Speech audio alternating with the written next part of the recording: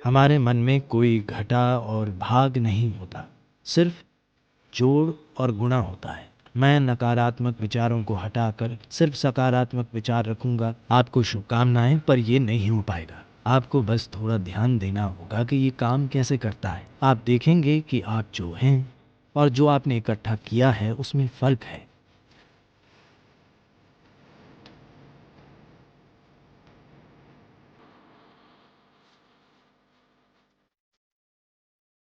देखिए, जिस तरह ये सवाल पूछा गया है और जैसे इसका आम तौर पर उत्तर दिया जाता है, उससे लोग सोचते हैं कि नकारात्मक और सकारात्मक विचार जैसा कुछ होता है।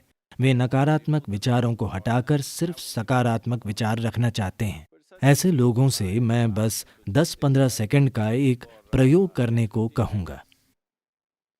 वे ज़बरदस्ती अपने मन से एक विचार हटाएं, जैसे अगले 10 सेकंड तक बंदर के बारे में मत सोचिए।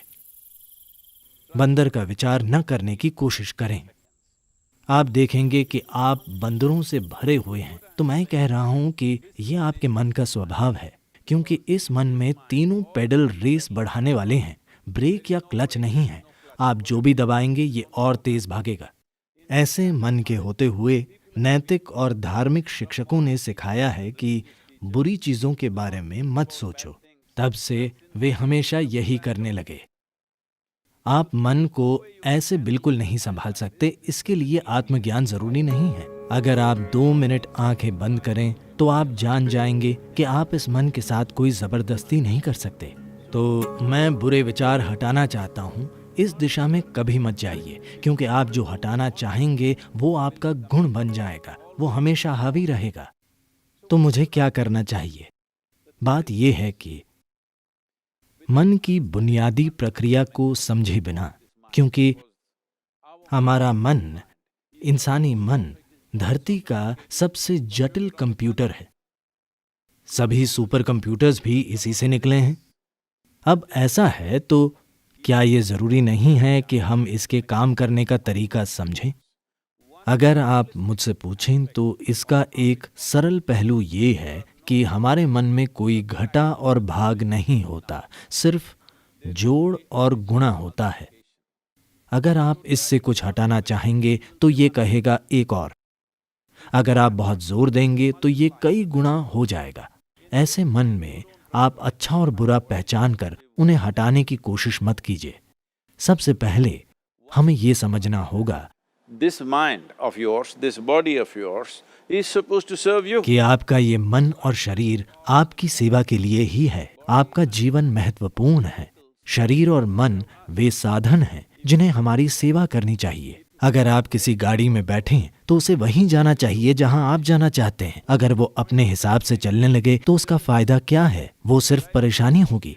फिलहाल दुर्भाग्य से ज्यादातर मनुष्य इंसानी मन की इस शानदार संभावना को एक परेशानी, एक समस्या की तरह अनुभव कर रहे हैं। ये आपके पास मौजूद सबसे सुंदर चीज है। बस आपको इसके काम करने के तरीके पर थोड़ा ध्यान देना होगा। सबसे पहले यही करना होगा। इसी कारण हम एक सरल सी चीज, ईशा क्रिया लेकर आए। ये आपको आपकी शारीरिक और मानसिक प्रक्रिया से अलग करने के लिए है। आप जैसी एक चीज है जो मौजूद है। ये आपके सभी विचारों और भावनाओं और शारीरिक प्रक्रियाओं का जोड़ नहीं है। आप इन सब से परे हैं। अगर आप अपनी आंखें बंद कर लें तो कुछ नहीं दिखता, पर आप मौजूद होते हैं। आप अपनी आंखों की खिड़की से बाहर देखते हैं, पर आंखें बंद कर लेने पर आपका अस्तित्व खो नहीं जाता। आपका अस्तित्व तब भी होता है। तो अपने विचारों और भावनाओं से परे भी आप मौजूद हैं। So that you, the life that you are, this has to come into your experience. तो जो जीवन आप हैं उसका अनुभव करने की जरूरत है। ऐसा क्यों है कि अपने होने के सबसे महत्वपूर्ण पहलू को आप अपने अनुभव में नहीं आने दे रहे?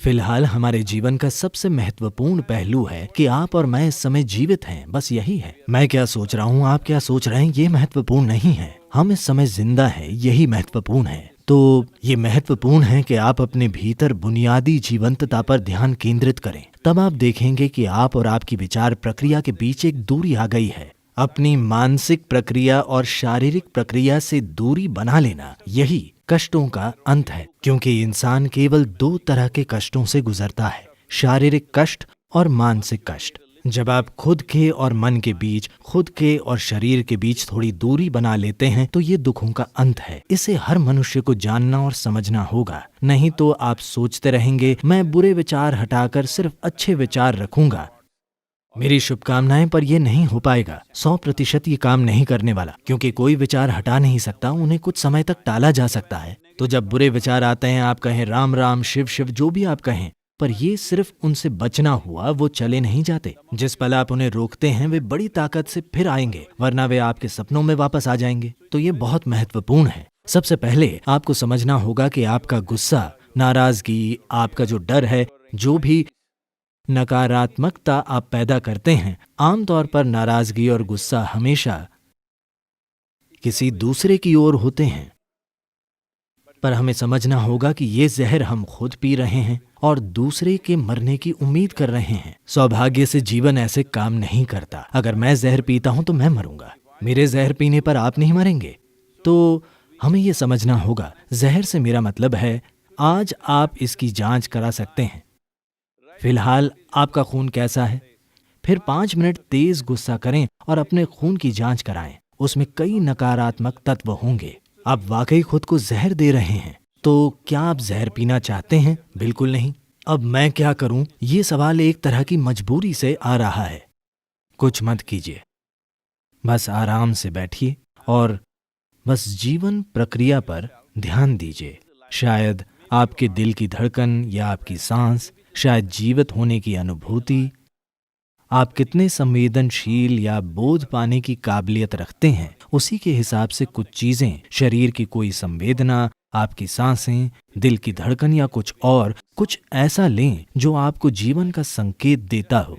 बस उस पर कुछ समय तक ध्यान दीजिए। धीरे धीरे आप देखेंगे कि आप और आपने जो इकट्ठा किया है उनमें एक दूरी आ गई है।